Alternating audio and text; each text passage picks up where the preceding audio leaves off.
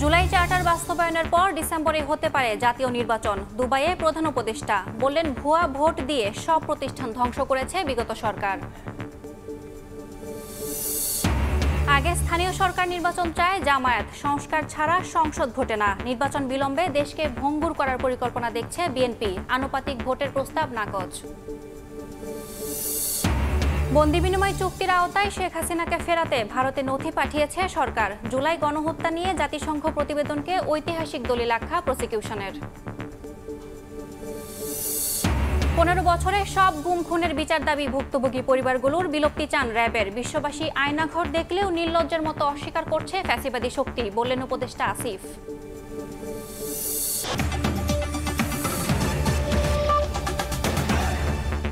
প্রবাসের সময় সঙ্গে আছি আমি ইয়াসমিন অনন্যা। চলতি বছরের ডিসেম্বরের মধ্যে জাতীয় নির্বাচন অনুষ্ঠিত হতে পারে বলে জানিয়েছেন প্রধান উপদেষ্টা ডক্টর মোহাম্মদ ইউনূস। তিনি বলেন, একের পর এক ভুয়া ভোট করে সব প্রতিষ্ঠান ধ্বংস করেছে বিগত সরকার। দুবাইয়ে ওয়ার্ল্ড গভর্নমেন্ট সামিটের এক অধিবেশনে প্রধান উপদেষ্টা জানান, জাতীয় ঐক্যমত কমিশনের সুপারিশের মধ্যে রাজনৈতিক দলগুলো যেসব বিষয়ে একমত হবে সেগুলো নিয়ে একটি চার্টার তৈরি করা হবে, আর তা বাস্তবায়ন করে অন্তর্বর্তী সরকার নির্বাচন দেবে বলে জানান প্রধান উপদেষ্টা। বৃহস্পতিবার সংযুক্ত আরব আমিরাতের দুবাইয়ে ওয়ার্ল্ড গভর্নমেন্ট সামিট WGS এর ইন্টারঅ্যাক্টিভ প্ল্যানারি অধিবেশনে যোগ দেন প্রধান উপদেষ্টা ডক্টর মোহাম্মদ ইউনূস। আলোচনা পরিচালনা করেন CNN এর বেকি অ্যান্ডারসন। শেখ হাসিনা সরকার পতনের আগের প্রেক্ষাপট, বর্তমান চ্যালেঞ্জ সম্পর্কে অধিবেশনে প্রশ্ন করা হয় প্রধান উপদেষ্টাকে। এ সময় তিনি গত 15 বছরে বাংলাদেশের সাধারণ মানুষের ভোটাধিকার হরণ, অর্থনীতি ও আইন শৃঙ্খলা ব্যবস্থা ধ্বংস করা হয়েছে বলে মন্তব্য করেন। For 15-16 years she was ruling the country without election. She had fake elections without any voters and so on. Destroyed the economy, destroyed the banking system, and a series of everything. So the people rebelled against it, and that's how it happened. বাংলাদেশের জাতীয় নির্বাচন চলতি বছরের ডিসেম্বরের মধ্যেই অনুষ্ঠিত হতে পারে বলে আবারও জানিয়েছেন প্রধান উপদেষ্টা। তিনি বলেন, সংস্কার কমিশনগুলোর সুপারিশের মধ্যে রাজনৈতিক দলগুলো যেসব বিষয়ে একমত হবে সেগুলো নিয়ে একটি চার্টার তৈরি করা হবে, আর তা বাস্তবায়ন করে জাতীয় নির্বাচন দেবে অন্তর্বর্তী সরকার। Now we have a what we call consensus building commission, so that we go to the political parties and so on, see which are the recommendations all agree, so that we take that as a charter and then implement that and hold an election. Election will be held as early as probably December of this year. এদিন world government সামিটের ফাঁকে doctor ইউনূসের সঙ্গে সাক্ষাৎ করেন আরব আমিরাতের স্বাস্থ্যমন্ত্রী আব্দুল রহমান বিন আল wise. গুরুত্বপূর্ণ এই সম্মেলনে যোগ দেওয়ার জন্য প্রধান উপদেষ্টাকে ধন্যবাদ জানান তিনি। ভবিষ্যতে দুই দেশের মধ্যে স্বাস্থ্য, বাণিজ্য সহ বিভিন্ন খাতে যোগাযোগ সম্প্রসারিত হবে বলেও জানান ওয়াইস। ফরহাদ চৌধুরী, সময় সংবাদ। আগে স্থানীয় সরকার নির্বাচন চায় জামায়াতে ইসলামী, সংস্কার ছাড়া জাতীয় নির্বাচন চায় না দলটি। এক যুগ পর ইসির সঙ্গে বৈঠক শেষে একথা বলেন জামায়াতের সেক্রেটারি জেনারেল মিয়া গোলাম পরওয়ার। আনুপাতিক হারে নির্বাচন সহ সুষ্ঠু ভোট আয়োজনে কমিশনের কাছে 23 দফা প্রস্তাব দিয়েছে দলটি। এক যুগ পর নির্বাচন কমিশনের সঙ্গে আনুষ্ঠানিক বৈঠক করেছে জামায়াত। দলের সেক্রেটারি জেনারেল মিয়া গোলাম পরওয়ারের নেতৃত্বে 6 সদস্যের প্রতিনিধি দল বৈঠকে অংশ নেয়। বৃহস্পতিবার নির্বাচন ভবনে এ বৈঠকে প্রধান নির্বাচন কমিশনার সহ অন্য কমিশনাররা উপস্থিত ছিলেন। প্রায় 2 ঘন্টা বৈঠক শেষে দলটির সেক্রেটারি জেনারেল জানান, সংখ্যানুপাতিক নির্বাচন করা সহ 23 দফা দাবি জানিয়েছে জামায়াত। আনুপাতিক প্রতিনিধিত্ব হারে যে নির্বাচনের ব্যবস্থা আধুনিক গণতান্ত্রিক বিশ্বে প্রায় 60টির অধিক দেশে এটা প্রচলিত আছে। নির্বাচনকে কালো টাকা এবং পেশি শক্তি থেকে মুক্ত করে ফ্রি ফেয়ার একটা ইলেকশন এবং পার্লামেন্টকে যদি দক্ষ পার্লামেন্টারদের দ্বারা, আইন প্রণেতাদের দ্বারা পরিচালিত করতে হয়, তাহলে এই পদ্ধতিটাই বাংলাদেশের জন্য খুবই উপযোগী। নিবন্ধন আইন যেটা করা হয়েছে, এত কঠিন শর্ত পূরণ করে রাজনীতি করার অধিকার কিন্তু খর্ব করা হচ্ছে। এজন্য আমরা এটা বলেছি যে এই আইনটা বাংলাদেশের সংবিধানের সাথে সাংঘর্ষিক। মিয়া গোলাম পরওয়ার জানান, জাতীয় নির্বাচনের আগে স্থানীয় নির্বাচন চায় জামায়াত, সংস্কার ছাড়া জাতীয় নির্বাচন চায় না দল। জনগণের আকাঙ্ক্ষাই হচ্ছে স্থানীয় সরকার নির্বাচনটা আগে হোক। আমরা জনগণের আকাঙ্ক্ষার সাথে সমর্থন এবং সম্মান ব্যক্ত করেছি। No election without reform. আমাদের পরিপূর্ণভাবে অন্তত নির্বাচনী প্রক্রিয়ার সঙ্গে যে সমস্ত অর্গান এবং বিভাগগুলো রাষ্ট্রের জড়িত, সেগুলোকে সংস্কার করেই জাতীয় সংসদে নির্বাচন করতে হবে। আদালত থেকে দলের নিবন্ধন ও প্রতীক ফিরে পাওয়ার আশা জানিয়ে নেতারা বলেন ৩০০ আসনে নির্বাচনের প্রস্তুতি নিচ্ছে জামায়াত। নিবন্ধনের বিষয়টা তো আদালতে পেন্ডিং আছে। কাউসার চৌধুরী কুমু, সময় সংবাদ, ঢাকা। জাতীয় নির্বাচনের আগে স্থানীয় সরকার ভোট মানে দেশকে ভঙ্গুর অবস্থায় নেওয়ার পরিকল্পনা বলে মন্তব্য করেছেন বিএনপি মহাসচিব মির্জা ফখরুল ইসলাম আলমগীর। তার দাবি, দ্রুত নির্বাচন হলে দেশে ফিরবে স্থিতিশীলতা। জামায়াতের আনুপাতিক হারে নির্বাচনের প্রস্তাবও নাকচ করে মির্জা ফখরুল ইসলাম বলেন, এই পদ্ধতিতে জনগণ অভ্যস্ত নয় বলেই বিএনপি এর বিরোধী। বিএনপি চেয়ারপারসনের রাজনৈতিক কার্যালয়ে বৃহস্পতিবার সকালে দলটির মহাসচিব মির্জা ফখরুল ইসলাম আলমগীরের সঙ্গে বৈঠক করেন ব্রিটেনের ভারপ্রাপ্ত হাই কমিশনার জেমস গোল্ডম্যান। এ সময় আলোচনা হয় দুদেশের দ্বিপাক্ষিক সম্পর্ক উন্নয়ন, বাংলাদেশের বর্তমান রাজনৈতিক প্রেক্ষাপট ও আগামী নির্বাচন প্রসঙ্গে। বৈঠক শেষে গণমাধ্যমে কথা বলেন বিএনপি মহাসচিব। বৈঠকের বিষয়বস্তু তুলে ধরার পাশাপাশি আলোচনা হয় সমসাময়িক বিষয়ে। জাতীয় নির্বাচনের আগে জামাতের স্থানীয় নির্বাচনের দাবি প্রসঙ্গে প্রশ্নের জবাবে মির্জা ফখরুল সাফ জানান, জাতীয় নির্বাচনের আগে কোনো ভোটেই একমত নয় বিএনপি। আগে স্থানীয় নির্বাচন চাওয়া মানেই দেশকে আবারও ভঙ্গুর অবস্থায় নেয়ার পরিকল্পনা। এটাতেও আমরা একেবারেই একমত নই। এগুলো তো আমরা সমস্ত রাজনৈতিক বিবেচনায় দেশকে আরও ভঙ্গুর অবস্থায় নিয়ে যাওয়ার একটা পরিকল্পনা ছাড়া কিছু নয়। যত দ্রুত নির্বাচন হবে ততই আপনাদের রাজনীতি সহজ হবে, বাংলাদেশের মানুষ একটা স্থিতিশীল অবস্থার মধ্যে আসবে। ইলেকটেড গভর্নমেন্ট না হলে এটাকে নিয়ন্ত্রণ করা খুব কঠিন। তো এখন তো একটা ভোলাটাইল সিচুয়েশন চলছে। জামাতের আনুপাতিক হারে নির্বাচনের প্রস্তাবকে পুরোপুরি প্রত্যাখ্যান করেন মির্জা ফখরুল। বলেন, দেশের মানুষ এই পদ্ধতিতে অভ্যস্ত নয় বলেই বিএনপি তা সমর্থন করে না। এটা আমরা পুরোপুরি বিরোধী, অত্যন্ত একেবারে জোরালোভাবে বিরোধী। আনুপাতিক হারে নির্বাচনের কোনো ব্যবস্থাকে আমরা সমর্থন করবো না, কারণ এখানকার মানুষ এটাতে অভ্যস্ত না, প্রশ্নই উঠতে পারে না। জুলাই আন্দোলনে মানবাধিকার লঙ্ঘন নিয়ে জাতিসংঘের ফ্যাক্ট ফাইন্ডিং মিশনের প্রতিবেদনকে স্বাগত জানিয়ে ভারত থেকে শেখ হাসিনাকে ফিরিয়ে বিচারের আহ্বান জানান বিএনপি মহাসচিব। আহমেদ সালেহিন, সময় সংবাদ, ঢাকা। শেখ হাসিনা ও তার সরকারের লোকজনের বিরুদ্ধে গণহত্যা ও মানবতা বিরোধী অপরাধের বিচারে জাতিসংঘের প্রতিবেদন গুরুত্বপূর্ণ প্রমাণ। এটি ট্রাইব্যুনালে উপস্থাপন করা হবে বলে জানিয়েছেন চিফ প্রসিকিউটর। তিনি বলেছেন, আন্তর্জাতিকভাবে গ্রহণযোগ্য এই প্রতিবেদন আওয়ামী লীগ সরকারের অপরাধের ঐতিহাসিক দলিল হয়ে থাকবে। বৃহস্পতিবার জুলাই আগস্ট আন্দোলনে 848 শহীদের তালিকা আন্তর্জাতিক অপরাধ ট্রাইব্যুনালে জমা দিয়ে শেখ হাসিনা সহ নির্বিচারের হত্যার সঙ্গে জড়িতদের বিচার দাবি করেছে বিএনপি।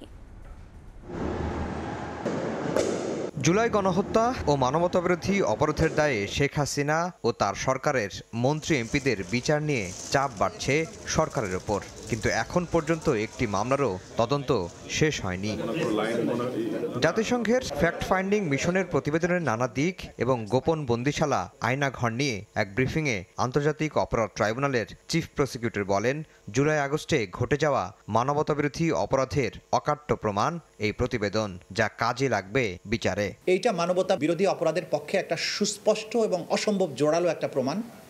এই প্রমাণটি আন্তর্জাতিক অপরাধ ট্রাইব্যুনালের তদন্ত সংস্থার মাধ্যমে একটা এভিডেন্স হিসেবে ট্রাইব্যুনালে আসবে। বিভিন্ন বাহিনী ও সরকারি যেসব কর্মকর্তার বিরুদ্ধে মানবতাবিরোধী অপরাধের প্রাথমিক তথ্য প্রমাণ পাওয়া যাচ্ছে, আইন অনুযায়ী ও জাতিসংঘের পরামর্শ অনুযায়ী তাদের চাকরি থেকে সাময়িক বরখাস্তের পদক্ষেপ নেওয়া দরকার বলেও মনে করেন তাজুল ইসলাম। যেহেতু এই সমস্ত অফিসাররা রাষ্ট্রীয় গোয়েন্দা সংস্থা সহ বিভিন্ন বাহিনীর সদস্য, তাদেরকে যদি চাকরিচ্যুত না করা হয় বা সাসপেন্ড না করা হয়, তাহলে আসামিদের প্রভাবের কারণে সাক্ষীরা আদালতে আসতে ভয় পাবেন, তদন্ত প্রক্রিয়া বাধাগ্রস্ত হবে এবং বিচার প্রক্রিয়া ব্যাহত হবে। এদিন জুলাই আগস্ট আন্দোলনে 848 শহীদের তালিকা আন্তর্জাতিক অপরাধ ট্রাইব্যুনালে জমা দিয়েছে বিএনপি। 523 জন ছাত্রদল, যুবদল, মূলদল সহ আছে, অন্যান্য শ্রমিক দল আছে, সমর্থক আছে এবং যে সমস্ত অসহায় পরিবার আছে আমাদের বিএনপিকে সমর্থন করে তাদের তালিকা আছে। বৈষম্য বিরোধী ছাত্র আন্দোলনে 5000-এরও বেশি নেতাকর্মী সমর্থক আহত হয়েছেন বলেও জানিয়েছেন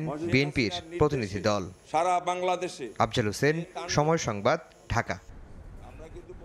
বন্দি বিনিময় চুক্তির আওতায় সাবেক প্রধানমন্ত্রী শেখ হাসিনাকে দেশে ফেরাতে প্রয়োজনীয় কাগজপত্র ভারত সরকারের কাছে পাঠিয়েছে অন্তর্বর্তী সরকার। বৃহস্পতিবার বিকেলে পররাষ্ট্র মন্ত্রণালয়ের মুখপাত্র রফিকুল আলম সাপ্তাহিক ব্রিফিংয়ে একথা জানান। তবে এই বিষয়ে ভারত এখনো কোনো উত্তর দেয়নি বলেও জানান মুখপাত্র।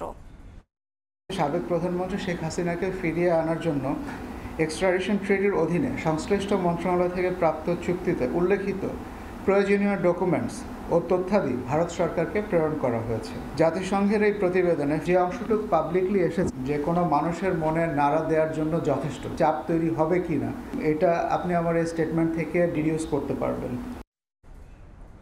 শুধু জুলাই আগস্ট হত্যাকাণ্ড নয়, গত 15 বছরের সব গুম খুনের বিচার অন্তর্বর্তী সরকারকে করতে হবে।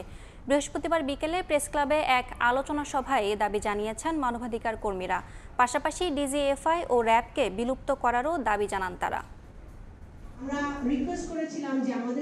প্রেস ক্লাবে মায়ের ডাক আয়োজিত সভার শুরুতেই দেখানো হয় গোপন বন্দিশালার চিত্র।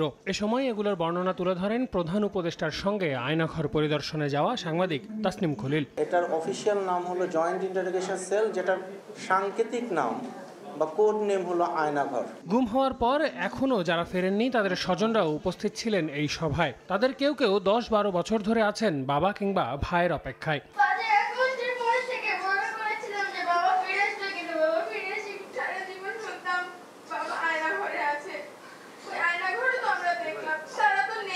বন্দি দশা থেকে ফিরে আসা ভুক্তভোগীদের দাবি, টর্চার সেলের পরিবেশ প্রকাশিত ছবির চেয়েও ভয়ঙ্কর। সেখান থেকে এখনো যারা ফেরেননি তারা আদৌ বেঁচে আছেন কিনা তা নিয়েও সন্দেহ আছে। র্যাবকে এবং ডিজিএফআইকে অবশ্যই বিলুপ্ত করতে হবে। কালকে যে আয়নাঘর দেখছি, আমার মনে হয় না আমাদের কোনো লোক জীবিত আছে বলে। যেন খুনিদের ধরে আইনের আওতায় আনা হয় এবং শাস্তি দেওয়া হয়। সভায় মানবাধিকার কর্মীরা বলেন, মানবাধিকার লঙ্ঘনের ঘটনা কেবল জুলাই আগস্ট মাসেই সংগঠিত হয়নি। তাই এ বিষয়টি মাথায় রেখে বিচারের উদ্যোগ নেওয়া উচিত সরকারের।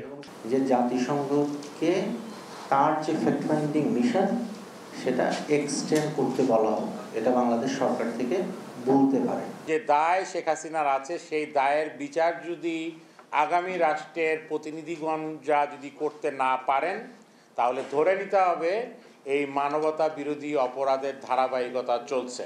প্রতিটি গুমের আলাদা আলাদা তদন্তেরও দাবি জানিয়েছেন ভুক্তভোগী ও তাদের পরিবারের সদস্যরা। আল আমিন তুষার, সময় সংবাদ, ঢাকা। বিশ্ববাসী আয়নাঘর দেখলেও ফ্যাসিবাদী শক্তি নির্লজ্জের মতো এখনও এ নিয়ে অস্বীকার করছে বলে মন্তব্য করেছেন যুব ও ক্রীড়া উপদেষ্টা আসিফ মাহমুদ সজীব ভূঁইয়া। বৃহস্পতিবার বিকেলে তারুণ্যের উৎসব ঢাকা বিশ্ববিদ্যালয় পর্বের সমাপনী অনুষ্ঠানে তিনি এই মন্তব্য করেন। তিনি বলেন, জুলাই অভ্যুত্থানে ফ্যাসিবাদী শক্তির গণহত্যা যেভাবে আন্তর্জাতিকভাবে সংরক্ষিত আছে, একইভাবে আয়নাঘরও সংরক্ষিত থাকবে। এর মাধ্যমে গুম খুন করে ক্ষমতায় টিকে থাকা ফ্যাসিবাদী শক্তি আজীবন জনগণের শত্রু হিসেবে বিবেচিত হবে।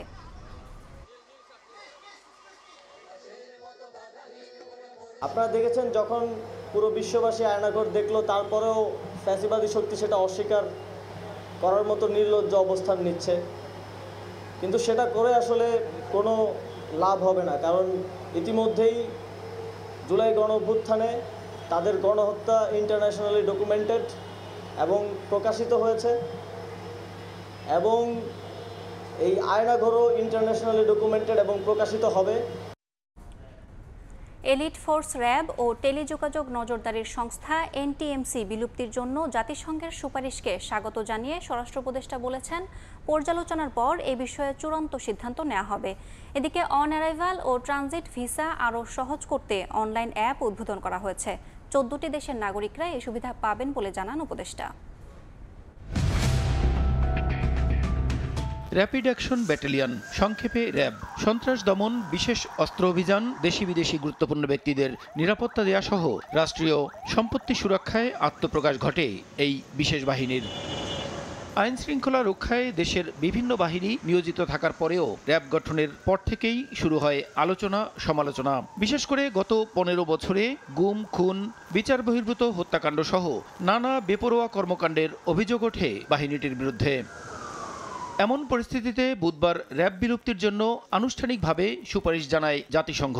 জুলাই অভ্যুত্থানের সঙ্গে সম্পর্কিত মানবাধিকার লঙ্ঘন ও নির্যাতন সংক্রান্ত ফ্যাক্ট ফাইন্ডিং প্রতিবেদনে র্যাপিড অ্যাকশন ব্যাটালিয়ন ও টেলিযোগাযোগ নজরদারির জাতীয় সংস্থা national telecommunication monitoring centre NTMC বিলুপ্তির সুপারিশ করে জাতিসংঘের মানবাধিকার কার্যালয়। পাশাপাশি বর্ডার গার্ড বাংলাদেশ, বিজিবি এবং প্রতিরক্ষা গোয়েন্দা মহাপরিদপ্তর ডিজিএফআই এর কর্মকাণ্ড সীমিত করারও সুপারিশ করে করে সংস্থাটি। বৃহস্পতিবার সকালে সচিবালয়ে এক অনুষ্ঠানে সম্মেলনে জাতিসংঘের এমন সুপারিশকে স্বাগত জানিয়ে স্বরাষ্ট্র উপদেষ্টা বলেন, আলোচনা পর্যালোচনা করে এ বিষয়ে সিদ্ধান্ত নেওয়া হবে। সরকারের পক্ষ থেকে তো তাদের এটা ওয়েলকাম করা হয়েছে, তো একটা প্রস্তাব তাদের দিছে, আমরা সবাই বসবো, বসার পরে যে আমাদের ডিসিশন এটা জানাবো। এদিন 14টি দেশের নাগরিকদের জন্য বাংলাদেশে অন অ্যারাইভাল ভিসা সুবিধা আরও সহজীকরণ করে অনলাইন অ্যাপ উদ্বোধন করেন উপদেষ্টা। এই অন অ্যারাইভাল ভিসা পেতে অনেক সময় ধরেন একটু সময় যায়, কারো 45 মিনিট 1 ঘন্টা এরকম সময় লেগে যায়। অনলাইনে তারা যে তাদের ইনফরমেশনটা দিয়ে দিলে তার কাগজপত্র সব ঠিক পেলে বলে দিবে, ওই একটা কোডও দিয়ে দিবে। এখানে বাংলাদেশে আসার পর এই কোডটা দেখানোর পরে শুধু সে ওই তার এই ডলারে পেমেন্টটা করে সাথে সাথে ভিসা 5-10 মিনিটের ভিতরে হয়ে যাবে। চেষ্টা করব যেন পাসপোর্টের জন্য পুলিশ ভেরিফিকেশন দরকারই না হয়। এ বিষয়ে চুক্তি থাকা দেশগুলোর নাগরিকদের মাত্র 30 দিনের জন্য অন অ্যারাইভাল ভিসা দেওয়া হবে বলেও জানান তিনি। 30 দিনের জন্য অন অ্যারাইভাল ভিসাটা। প্রসূন আশিস, সময় সংবাদ, ঢাকা। গণতন্ত্র শক্তিশালী ও ফ্যাসিবাদী শাসন ফিরে আসা ঠেকাতে প্রতিষ্ঠানগুলোর স্বাধীনতা নিশ্চিত করতে হবে, এমন সুপারিশ হয়েছে বলে জানিয়েছেন সংবিধান সংস্কার কমিশনের প্রধান ডক্টর আলী রিয়াজ। সুপারিশে প্রধানমন্ত্রী পদের একচ্ছত্র ক্ষমতা হ্রাস, বিচার বিভাগের বিকেন্দ্রীকরণ সহ 7টি বিষয়ে গুরুত্ব দেওয়া হয়েছে। এদিকে 6 সংস্কার কমিশনের সুপারিশ পর্যালোচনায় প্রধান উপদেষ্টার নেতৃত্বে 7 সদস্যের জাতীয় ঐক্যমত্যের কমিশন গঠন করেছে অন্তর্বর্তী সরকার। উচ্চ কক্ষে এবং নিম্ন কক্ষে সংবিধান সংস্কার কমিশনের প্রতিবেদন নিয়ে বৃহস্পতিবার সকালে সংসদ ভবনের সংবাদ সম্মেলনে আসেন কমিশনের প্রধান ডক্টর আলী রিয়াজ। জানান, সংস্কার নিয়ে সারা দেশের মানুষের মতামত নেওয়া হয়েছে। লিখিত বক্তব্য দিয়েছে 25টি রাজনৈতিক দল ও 3টি জোট। এছাড়াও সিভিল সোসাইটির প্রতিনিধি ও সংবিধান বিশেষজ্ঞ সহ সংশ্লিষ্টদের মতামত পর্যালোচনা করেই তৈরি করা হয়েছে প্রতিবেদন। ব্যাপক জনগণের অংশগ্রহণের মধ্য দিয়ে আমরা সুপারিশমালা তৈরি করতে পারি। প্রতিবেদনে 1971 সালের স্বাধীনতা যুদ্ধের মহান আদর্শ এবং 2024 সালের গণ অভ্যুত্থানের জনাকাঙ্ক্ষার প্রতিফলন স্বরূপ সংবিধান ও রাষ্ট্রের মূলনীতি হিসেবে সাম্য, মানবিক মর্যাদা, সামাজিক সুবিচার, বহুত্ববাদ ও গণতন্ত্র প্রস্তাব, প্রধানমন্ত্রীর পদের ক্ষমতা হ্রাস সহ 7টি বিষয়ে গুরুত্ব দেওয়া হয়েছে। প্রধানমন্ত্রী পদের একচ্ছত্র ক্ষমতা হ্রাস করার পরামর্শ দিয়েছে।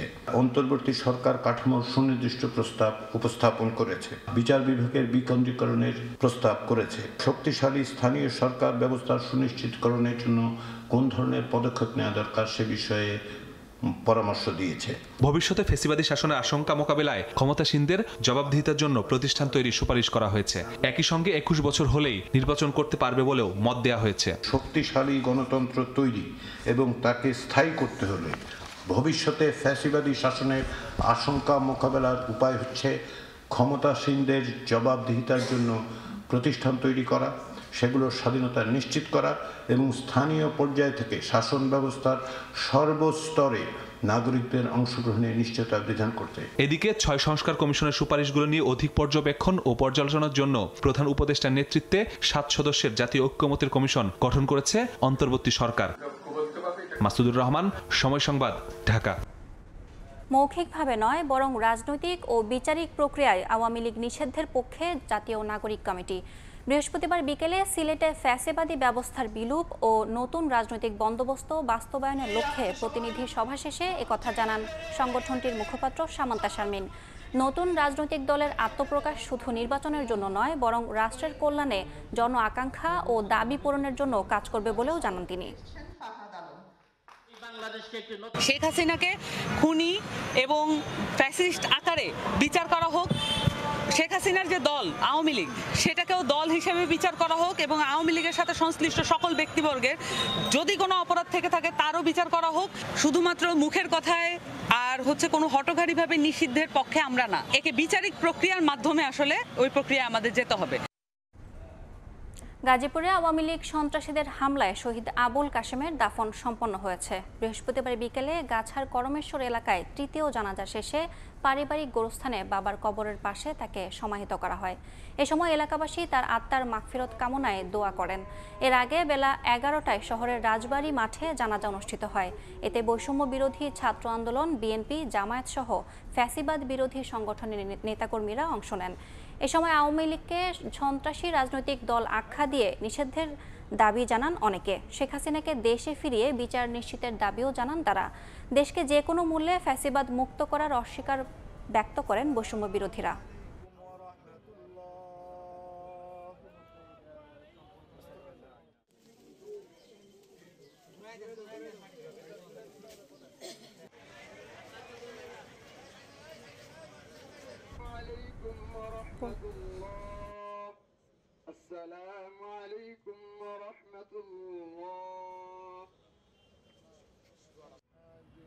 দেশকে যে কোনো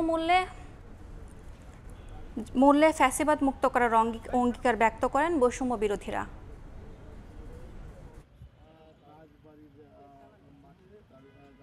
আড়াই ঘন্টা আমরা কোনো অ্যাম্বুলেন্স সহ কোনো সহযোগিতা পাইনি এবং কিছু ছেলেগুলো ছিল মাথায় খুব বীভৎস আঘাত ছিল এবং তারা হায়নার মতো ছেলেগুলোকে মারতেছিল। তা আমরা দৃষ্টান্তমূলক শাস্তির দাবি করছি। এই আওয়ামী ফ্যাসিস্টদের সাথে জড়িত যে সকল সন্ত্রাসীরা ভাইয়ের প্রাণ জড়িয়েছে তাদেরকে অবশ্যই নিষিদ্ধ করতে হবে। মূল অপরাধীদেরকে যদি গ্রেপ্তার না করা হয় তাহলে আইওয়াশ দিয়ে আসলে কোনো লাভ নাই। সেক্ষেত্রে আইন শৃঙ্খলা রক্ষাকারী বাহিনী বিভিন্ন সমস্যা আছে, আমরা জানি অভ্যুত্থান পরবর্তী সময় তাদের লোকবলের সমস্যা আছে, লজিস্টিক্স প্রবলেম আছে। সেক্ষেত্রে ছাত্র জনতার পক্ষ থেকে তারা চাইলেই সহযোগিতা নিতে পারেন। প্রধান উপদেষ্টা ডক্টর মোহাম্মদ ইউনূস ও মার্কিন ধনকুবের ইলন মাস্কের মধ্যে ভিডিও কনফারেন্সে আলোচনা হয়েছে। বৃহস্পতিবার বাংলাদেশ সময় রাত ৯টার দিকে তাদের মধ্যে এই আলোচনা হয়। বাংলাদেশে ইলন মাস্কের দ্রুত গতির ইন্টারনেট সেবা স্টারলিংক চালু করার অগ্রগতির বিষয়টি দুজনের আলোচনায় গুরুত্ব পায়। এ সময় বাংলাদেশের তরুণ উদ্যোক্তা, গ্রামীণ নারী ও প্রত্যন্ত এলাকার মানুষের যোগাযোগ ব্যবস্থায় স্টারলিংক স্যাটেলাইটের মাধ্যমে রূপান্তরের প্রভাবের ওপর জোর দেন ডক্টর ইউনূস ও ইলন মাস্ক। এ সময় দ্রুত গতির কিন্তু কম খরচের ইন্টারনেট বাংলাদেশের ডিজিটাল বৈষম্য দূর করতে কার্যকর ভূমিকা রাখবে বলে আশা প্রকাশ করেন তারা। Arguably one of the most advanced factories there. Heads up!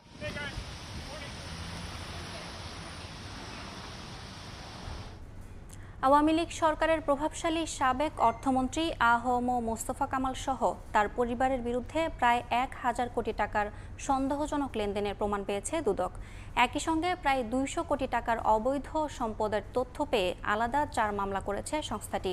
এছাড়া রাজশাহী বিশ্ববিদ্যালয়ের সাবেক ভিসি আব্দুস সোবহানের বিরুদ্ধে নিয়োগে অনিয়ম ও সরকারি অর্থ আত্মসাতের অভিযোগ প্রতিষ্ঠানটির ১১ শিক্ষককে তলব করা হয়েছে। ২০২১ সালে মেয়াদের শেষ মুহূর্তে রাতের আধারে নিয়মনীতি তোয়াক্কা না করে ১৩৮ জনকে নিয়োগ দিয়ে তোপের মুখে পড়েন রাজশাহী বিশ্ববিদ্যালয়ের তৎকালীন ভিসি অধ্যাপক আব্দুস সোবহান।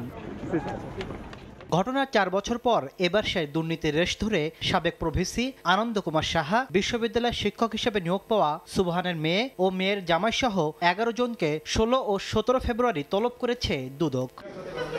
এদিকে পতিত আওয়ামী লীগ সরকারের প্রভাবশালী সাবেক মন্ত্রী আ.হ.ম মোস্তফা কামাল ও তার পরিবারের বিরুদ্ধে আলাদা ৪ মামলা করেছে দুদক।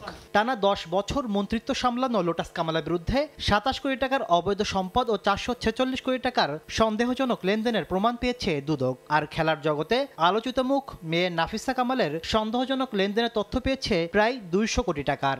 লোটাস কামাল সাবেক অর্থমন্ত্রী পাবলিক সার্ভেন্ট হিসাবে দায়িত্ব পালনকালে ক্ষমতার অপব্যবহার এবং অসাধু উপায়ে জ্ঞাত আয় বহির্ভূত সম্পদ নিজে এবং তার পরিবারের সদস্যবৃন্দ এই অসাধু উপায়ে অর্জিত সম্পদ জ্ঞাতসারে স্থানান্তর, রূপান্তর এবং হস্তান্তর করার অপরাধে তাদের সকলের বিরুদ্ধে পৃথক পৃথকভাবে মামলা রুজুর সিদ্ধান্ত গৃহীত হয়েছে। পলাতক থাকা লোটাস কামাল পরিবারের অবস্থান নিশ্চিত হতে পারলে তাদের গ্রেফতার করা হবে বলে জানিয়েছেন দুদক মহাপরিচালক। যারা এজাহারভুক্ত আসামি থাকবেন আমাদের তদন্তকারী দল এই বিষয়ে তাদের গ্রেফতারের অভিযান অব্যাহত রাখেন। তাসলিম তৌহিদ, সময় সংবাদ, ঢাকা। রমজানের আগে ভোজ্য তেল নিয়ে লুকোচুরি, গুদামে পর্যাপ্ত না থাকলেও পাচ্ছেন না খুচরা বিক্রেতারা। এ অবস্থায় চট্টগ্রামের খাতুনগঞ্জের পাইকারি বাজারে অভিযান চালিয়েছে ভোক্তা অধিকার সংরক্ষণ অধিদপ্তর। কাগজপত্র না থাকায় জরিমানা করা হয়েছে 2 ডিলারকে। অলরেডি 200 পিসের আমার 1 লিটারই অর্ডার আছে, আর আপনার 2 লিটারই আছে 800 পিসের, কিন্তু আমি গোড়া চাকতা এবং খাতুনগঞ্জে মিলিয়ে পাচ্ছি না। কয়েক দফায় ডিলারের কাছে গিয়েও ভোজ্য তেল না পাওয়ায় ক্ষুব্ধ এই খুচরা বিক্রেতা। তার অভিযোগ, গুদাম ভর্তি তেল থাকলেও লুকোচুরি করছে ডিলাররা। আর ক্রেতাদের অভিযোগ, রমজান সামনে রেখে নানা ব্র্যান্ডের প্যাকেট ও বোতলজাত তেল মজুত করে বাজারে সংকট তৈরি করা হচ্ছে। চট্টগ্রামে ভোজ্য তেলের পাইকারি বাজার খাতুনগঞ্জে সকালে অভিযান চালায় জাতীয় ভোক্তা অধিকার সংরক্ষণ অধিদপ্তর। কাগজপত্র যাচাই করে মজুতের প্রমাণ পাওয়ায় 2 ডিলারকে 70,000 টাকা জরিমানা করা হয়। পাওয়া যায় 13,000 লিটার তেল। গায়ের রেট থেকে তারা আমাদের থেকে 2 টাকা 3 টাকা বাড়তি নেই আরো। তারপরে তেল দেয় না। 1300 কার্টুন তেল ওনাকে সরবরাহ করেছে। 200 কার্টুন হয়তো ওনার হিসেবে সরবরাহ হয়ে থাকতে পারে যদি ডকুমেন্ট নাও দেখাতে পারে এখন, কিন্তু বাদবাকি আরও 400 কার্টুনের হিসেব কোথায় নাই। অভিযুক্ত দোকান মালিক বলছেন কাগজপত্র না থাকাতেই তাকে জরিমানা করা হয়েছে। কোম্পানি যেটা প্রাইস ওই রেটেই মাল ডেলিভারি করেছে, কিন্তু ডকুমেন্টেশন আমি ওদেরকে উপস্থাপন করতে পারি না, এই জন্য আমাকে জরিমানা করে দিতেছে। অভিযানে বেশ কয়েকটি দোকানে অভিযান চালিয়ে সতর্ক করা হয় ডিলারদের। শফিকুল আলম, সময় সংবাদ, চট্টগ্রাম। হিমাগারে আলু সংরক্ষণে মূল্য বৃদ্ধির প্রতিবাদে এবার দিনাজপুরে আলু ফেলে বিক্ষোভ করেছেন চাষি ও ব্যবসায়ীরা। বৃহস্পতিবার বেলা 11টা থেকে 2 ঘন্টা বীরগঞ্জ বিজয় চত্বর মোড়ে দিনাজপুর পঞ্চগড় মহাসড়কে এই কর্মসূচি পালিত হয়। ভুক্তভোগীদের অভিযোগ, চলতি বছর হিমাগারে আলুর কেজি প্রতি ভাড়া 8 টাকা করা হয়েছে, যা গত বছরের তুলনায় দ্বিগুণ। অথচ এবার প্রতি কেজি আলু উৎপাদনে 32 থেকে 33 টাকা খরচ হলেও পাইকারিতে বিক্রি হচ্ছে 10 থেকে 12 টাকায়। এতে বিঘা প্রতি 8 থেকে 10 হাজার টাকা লোকসান গুনতে হচ্ছে।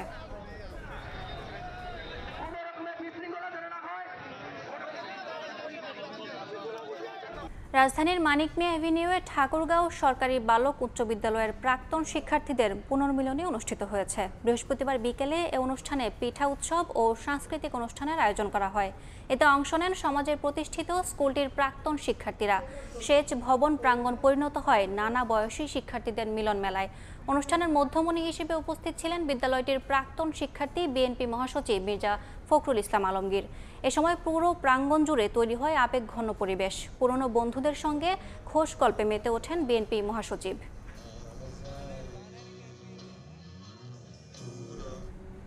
যে জাতি তার অতীত ঐতিহ্যকে ধারণ করে তাদের দাবিয়ে রাখা যায় না বলে মন্তব্য করেছেন জামায়াতের আমির শফিকুর রহমান। বৃহস্পতিবার বিকেলে সোহরাওয়ার্দী উদ্যানে অমর একুশে বইমেলা পরিদর্শনে গিয়ে জামায়াতের আমির আরও বলেন, অতীত স্মরণের একটি মাধ্যম অমর একুশে বইমেলা। মেলার বাকি দিনগুলো সুশৃঙ্খল এবং শান্তিপূর্ণভাবে কাটবে বলেও এ সময় প্রত্যাশা ব্যক্ত করেন তিনি।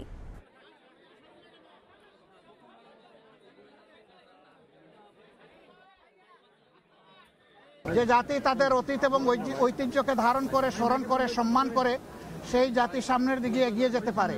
যারা স্টল দিয়েছেন তারা পর্যাপ্ত বই পুস্তক রাখবেন। আমরা আশা করব অত্যন্ত শান্তি এবং শৃঙ্খলার ভিতর দিয়ে উৎসব মুখর পরিবেশে বাকি সময়টাও যেন 28 তারিখ পর্যন্ত এইভাবেই অতিবাহিত হয়।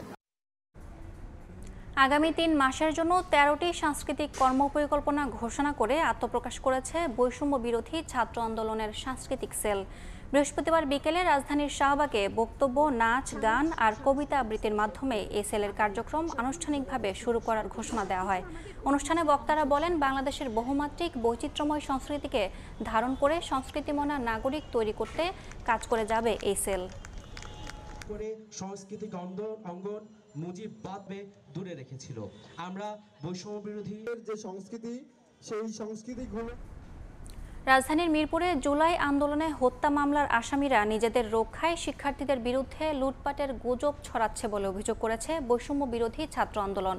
বৃহস্পতিবার সন্ধ্যায় মিরপুরের সংবাদ সম্মেলনে এই অভিযোগ করে অপরাধীদের দ্রুত গ্রেফতারের দাবি জানান বৈষম্য বিরোধী ছাত্র আন্দোলন শাহ আলী থানার আহ্বায়ক মোহাম্মদ রফিক। জুলাই আন্দোলনকারীরা জানান, মিরপুরে ছাত্র হত্যার আসামি আওয়ামী লীগ ও স্বেচ্ছাসেবক লীগ নেতা আনিসুজ্জামান হিরু ও আরিফুজ্জামান তরুকে ধরিয়ে দিতে গত 5 ফেব্রুয়ারি তাদের মিরপুরের বাসা ঘেরাও করলে পালিয়ে যায় তারা। 2 দিন পর আসামি ও তার স্বজনরা বৈষম্য বিরোধী ছাত্র আন্দোলনের শাহ আলী থানার যুগ্ম আহ্বায়ক নেফাউর রহমান নাহিদকে ধরে নিয়ে ডাকাত হিসেবে জোরপূর্বক স্বীকারোক্তি আদায় করে। এই ঘটনায় তাদের বিরুদ্ধে থানায় অভিযোগ করেন শিক্ষার্থীরা। দ্রুত জড়িতদের আইনের আওতায় আনা না হলে কঠোর কর্মসূচির হুঁশিয়ারি দিয়েছেন তারা।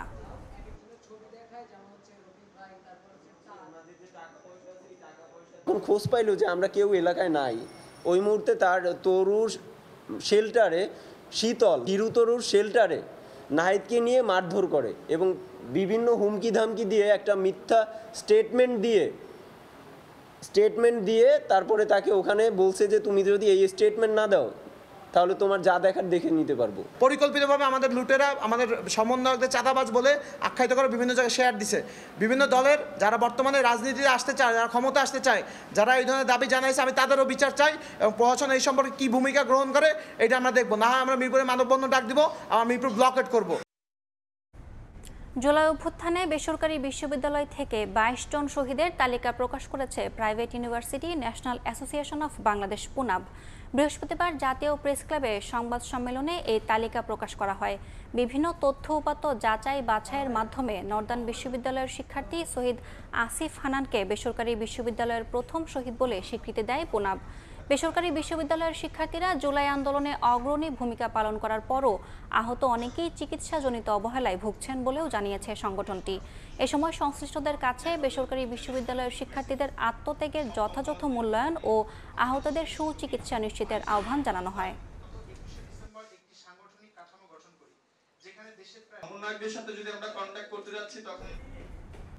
শুক্রবার জার্মানির মিউনিখে নিরাপত্তা সম্মেলনের আগে জনতার ভিড়ে গাড়ি তুলে দিয়ে হামলার ঘটনা ঘটেছে। এতে শিশুসহ আহত হয়েছেন অন্তত 28 জন। স্থানীয় সময় বৃহস্পতিবার মিউনিখ শহরের প্রাণকেন্দ্রে এই ঘটনা ঘটে। সন্দেহভাজন হামলাকারী হিসেবে এক আফগান নাগরিককে আটক করেছে পুলিশ। সম্মেলনের আগে এমন ঘটনায় উদ্বিগ্ন শলজ প্রশাসন। জার্মানি থেকে বিস্তারিত জানাচ্ছেন বিটু বড়ুয়া। বেতন বৈষম্য কমানোর দাবিতে বৃহস্পতিবার জার্মানির মিউনিখে বিক্ষোভ মিছিল করছিল শ্রমিক সংগঠন ভ্যারি। বিক্ষোভকারীদের ভিড়ের মধ্যে হঠাৎই বেপরোয়া গতিতে প্রবেশ করে একটি গাড়ি। এতে আহত হন শিশুসহ বেশ কয়েকজন। স্থানীয় পুলিশ জানায় গাড়িটির চালক 24 বছর বয়সী রাজনৈতিক আশ্রয় প্রত্যাশী এক আফগান নাগরিক। তাকে আটকের পাশাপাশি গাড়িটি জব্দ করা হয়েছে। এটি পরিকল্পিত হামলা দাবি করে পুলিশ আরও জানিয়েছে আটক ব্যক্তির বিরুদ্ধে চুরি ও মাদকের মামলা আছে। কেন তিনি হামলা করেছেন তা জিজ্ঞাসাবাদের পর জানা যাবে। ঘটনাস্থল পরিদর্শন করেছেন বায়ার্ন অঙ্গরাজ্যের মিনিস্টার প্রেসিডেন্ট মার্কুস ওয়েডার ও অঙ্গরাজ্যের স্বরাষ্ট্রমন্ত্রী জোয়াকিম হেয়ারমান। হতাহতদের প্রতি গভীর শোক ও সমবেদনা জানিয়েছেন চ্যান্সেলর ওলাফ শলস ও স্বরাষ্ট্রমন্ত্রী ন্যান্সি ফেইজার। ঘটনার রহস্য উদ্ঘাটন করে উপযুক্ত শাস্তি নিশ্চিতের তাগিদ দিয়েছেন তারা। শুক্রবার মিউনিখ নিরাপত্তা সম্মেলনের আগে এ ধরনের ঘটনায় উদ্বিগ্ন শলস সরকার। এর আগে গত বছরের ডিসেম্বরে মাগদেবুর্গে একই ধরনের ঘটনায় 15 জন নিহত ও কয়েকশো ব্যক্তি আহত হন। জার্মানি থেকে বিটু বড়ুয়া, সময় সংবাদ। এবছর পবিত্র হজ পালনে সৌদি আরবের নাগরিক ও দেশটিতে বসবাসরত প্রবাসীদের জন্য বেশ কিছু শর্ত ও নির্দেশনা জারি করেছে সৌদি হজ ও উমরা মন্ত্রণালয়। যারা একবারও হজ পালন করেনি শুধুমাত্র তাদের রেজিস্ট্রেশন প্রাধান্য পাবে এবার। এছাড়া পবিত্র হজের জন্য রেজিস্ট্রেশন করতে হলে সৌদি ন্যাশনাল কার্ড অথবা প্রবাসীদের রেসিডেন্সি কার্ডের মেয়াদ জিলহজ মাসের 10 তারিখ পর্যন্ত বাধ্যতামূলক করা হয়েছে। সৌদি আরব থেকে আরিফুর রহমানের প্রতিবেদন।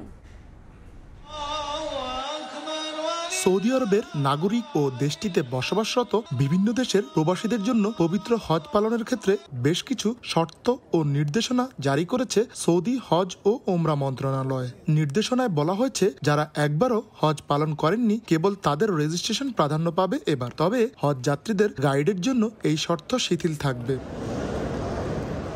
পবিত্র হজ পালনের জন্য রেজিস্ট্রেশন করতে হলে সৌদির ন্যাশনাল কার্ড অথবা প্রবাসীদের রেসিডেন্সি কার্ডের মেয়াদ জিলহজ মাসের 10 তারিখ পর্যন্ত থাকার নির্দেশনা দেওয়া হয়েছে। কেউ ভুল তথ্য দিলে তার রেজিস্ট্রেশন পুরোপুরি বাতিল করা হবে বলে জানানো হয়েছে। আর হজের প্রোগ্রাম শুরু হওয়ার পর কেউ যদি হজ করতে না চান তবে তাদের পরিশোধিত অর্থ ফেরত দেওয়া হবে না বলে নিয়মে বলা হয়েছে। সৌদি কর্তৃপক্ষ জানিয়েছে হজযাত্রীদের স্বাস্থ্য ও নিরাপত্তা নিশ্চিত করতে কঠোর নিয়ম অনুসরণ করতে হবে। পবিত্র স্থানগুলোতে যাওয়ার সময় চলাচল, জড়ো হওয়া ও থাকার স্থান সংক্রান্ত সব নির্দেশনা মেনে চলা বাধ্যতামূলক করা হয়েছে। আর এই নির্দেশনা না মানলে শাস্তিমূলক ব্যবস্থা নেওয়া হতে পারে বলে সতর্ক করা হয়েছে। হজযাত্রীদের সুরক্ষা নিশ্চিত করতে এসব নতুন শর্ত ও নির্দেশনা প্রণয়ন করা হয়েছে বলে জানিয়েছে সৌদি কর্তৃপক্ষ। আরিফুর রহমান, সময় সংবাদ, সৌদি আরব। পর্যটন খাতে যুক্ত প্রবাসী বাংলাদেশি ব্যবসায়ীদের বিশেষ সম্মাননা দিয়েছে সৌদি আরবের একটি প্রতিষ্ঠান। দেশটির অর্থনীতিতে অবদান রাখায় এ সম্মাননা দেওয়া হয়। বাংলাদেশি ব্যবসায়ীদের নিয়ে সৌদির আয়োজন নিয়ে বিস্তারিত আরিফুর রহমানের প্রতিবেদন। সৌদি আরবের ভিশন 2030 এর সর্বোচ্চ অগ্রাধিকার পাচ্ছে দেশটির পর্যটন খাত। প্রবাসে থাকা অনেক বাংলাদেশিরা এই খাতের ব্যবসার সঙ্গে জড়িত। ট্রাভেলস অ্যান্ড ট্যুরিজমে বিপুল অঙ্কের বিনিয়োগ তাদের। দেশটির পর্যটন ও ট্রাভেলস খাতে অবদান রাখায় এবার সৌদি আরবের বিখ্যাত প্রতিষ্ঠান আকবর আলমের পক্ষ থেকে বাংলাদেশি সহ বিভিন্ন দেশের ব্যবসায়ীদের সম্মাননা ও পুরস্কার দেওয়া হয়। রিয়াদের প্রায় 200-র বেশি পর্যটন ব্যবসায়ীদের নিয়ে আয়োজন করা হয় এ অনুষ্ঠানের। সফল উদ্যোক্তা হিসেবে বাংলাদেশি কয়েকজন মোটরসাইকেল, আইফোন সহ নানা পুরস্কার পান। সৌদি আরবের অর্থনীতিতে অবদান রাখায় বাংলাদেশি ব্যবসায়ীদের কৃতজ্ঞতা জানান আয়োজকরা। এছাড়া সৌদি আরবে ব্যবসা বাণিজ্যের ক্ষেত্রে তাদেরকে আরো সুযোগ সুবিধা দেওয়া হবে বলে জানানো হয়। বাংলাদেশের সকল এজেন্সি ব্যবসায়ীদের তাদের সুযোগ সুবিধা দেওয়ার চেষ্টা করে, ইনশাআল্লাহ ভবিষ্যতে তারা অব্যাহত থাকবে। বাংলাদেশ বিমান, পিআইএ এয়ার, সৌদি এয়ারলাইন্স, মিশরীয় এবং কাতার এয়ার সহ অনেক দেশের সঙ্গে আমাদের চুক্তি রয়েছে। বাংলাদেশকে আমি আলাদাভাবে ধন্যবাদ জানাচ্ছি। সৌদিতে বিনিয়োগের মাধ্যমে দেশটিতে নিজেদের অবস্থান আরো দৃঢ় করার মাধ্যমে দেশের রেমিটেন্স বাড়ানোর আশা করছেন প্রবাসী বাংলাদেশিরা। আরিফুর রহমান, সময় সংবাদ, সৌদি আরব। যুক্তরাষ্ট্রের লাস ভেগাসে পর্দা নামল বিশ্বের অন্যতম বৃহৎ ওয়ার্ল্ড অ্যাপারেল বাণিজ্য মেলার। বিশ্বের অন্যতম বৃহত্তম এই টেক্সটাইলস মেলায় প্রথমবারের মতো স্থান পেয়েছে বাংলাদেশের তৈরি পোশাক। মিলেছে টেকসই উন্নয়ন পুরস্কারও। যুক্তরাষ্ট্রের লাস ভেগাস থেকে আরও জানাচ্ছেন Laskar Al Mamun. Magic Las Vegas world apparel trade fair 2025, সংক্ষেপে ম্যাজিক শো নামেও পরিচিত। 3 দিন ব্যাপী এই আয়োজনের শেষ দিন ছিল বুধবার। এদিন বিভিন্ন দেশের ব্যবসায়ী ও নতুন উদ্যোক্তাদের ভিড় ছিল লক্ষণীয়। অংশ নেয় বাংলাদেশের ব্যবসায়ীরাও। এবারের মেলায় প্রথমবারের মতো বিশেষ সম্মাননা জিতেছে বাংলাদেশের তৈরি পোশাক। আমরা এটা নিশ্চিত করতে চাই যে টেকসই উন্নয়নের দাবি করা প্রতিষ্ঠানগুলো জাতিসংঘের দেওয়া মানদণ্ড আসলেই পূরণ করছে কিনা। তাই আমরা তথ্য উপাত্ত বিশ্লেষণ এবং তাদের সমস্ত কাগজপত্র পর্যালোচনার পর প্রকৃত টেকসই উন্নয়নের লক্ষ্যমাত্রা পূরণ করা উৎপাদন সুবিধা সম্পন্ন কারখানাগুলো নির্বাচন করে থাকি। পরিবেশ বান্ধব টেকসই পোশাক তৈরিতে বিশেষ সম্মাননা পেয়ে খুশি বাংলাদেশি ব্যবসায়ী। অ্যাওয়ার্ডটি একদিকে যেমন আমার কোম্পানির জন্য অনেক বড় প্রাপ্তি, ঠিক অন্যদিকে আমার দেশের জন্য এটা একটা মাইল ফলক হয়ে থাকে। এটা আমাদের দেশের গার্মেন্টস শিল্পের রপ্তানিতে অনেক বড় সহায়ক হিসেবে ভূমিকা রাখবে।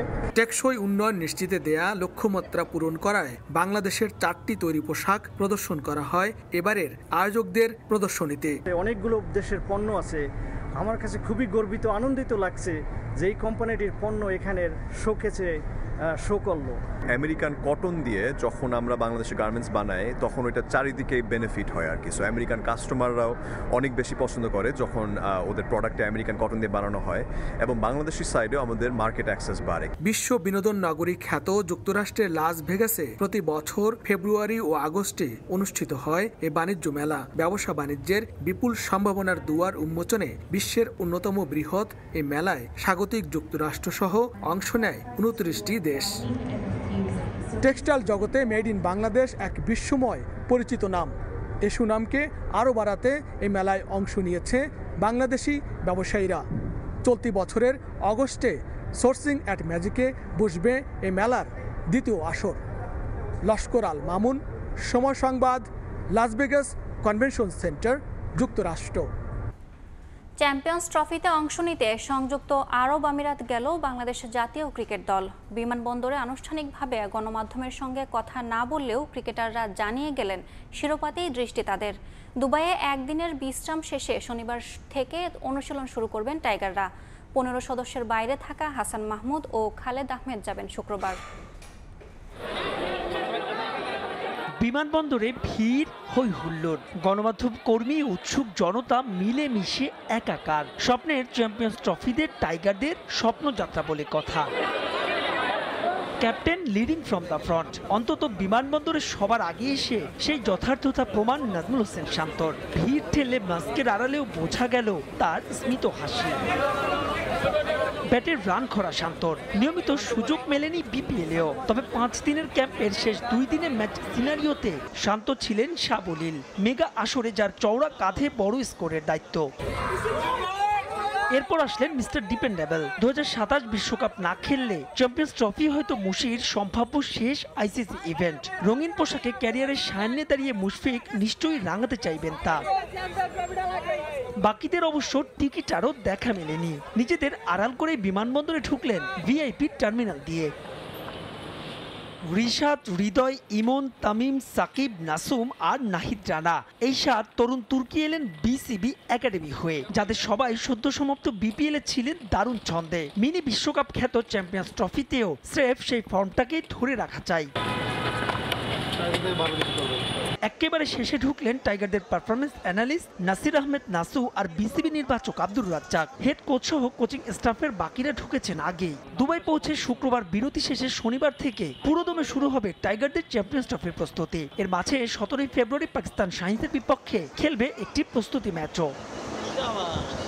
এবার আর কোনো শিক্ষা সফর নয়, চ্যাম্পিয়ন হতেই নাকি চ্যাম্পিয়ন্স ট্রফি খেলতে যাচ্ছে বাংলাদেশ দল। মুশফিক মাহমুদুল্লাহর সম্ভাব্য শেষ আইসিসি ইভেন্টটা টাইগার আর রাঙাত নতুন করে লেখা হোক নবপাখ্যান। মাহবুব রিমন, সময় সংবাদ, ঢাকা। এ পর্যায়ে শীর্ষ সংবাদগুলো জানিয়ে দিচ্ছি আরেকবার।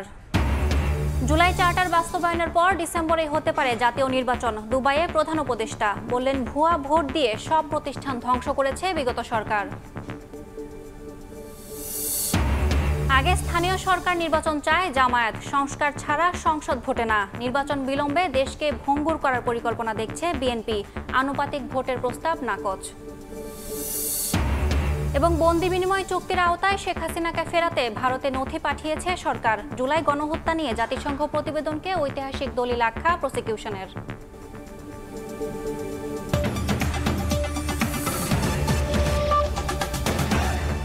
এই ছিল প্রবাসের সময়, সঙ্গে থাকুন সময়ের।